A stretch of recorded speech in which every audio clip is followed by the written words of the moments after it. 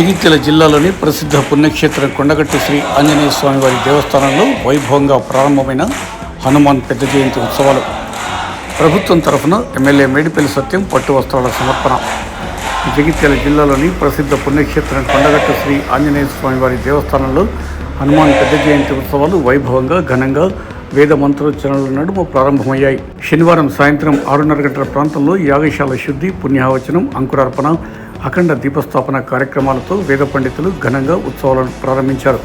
కాగా భద్రాచలం శ్రీ సీతారామచంద్ర స్వామివారి దేవస్థానం నుంచి శేష వస్త్రాలు, అక్షింతలు కొండగట్టుకు చేరుకోగా ఆదివారం ప్రభుత్వం తరఫున చొప్పదండి శాసనసభ్యులు మేడిపల్లి సత్యం స్వామివారికి పట్టు వస్త్రాలు సమర్పించారు.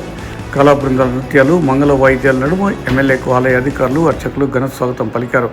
హనుమాన్ పెద్ద జయంతి ఉత్సవాల సందర్భంగా భారీగా భక్తులు తరలి వస్తుండటంతో కొండగట్టు ఆలయ ప్రాంగణం భక్తజన సందోహంతో జై శ్రీరామ్ నినాదాలతో కలకల్లాడుతుంది.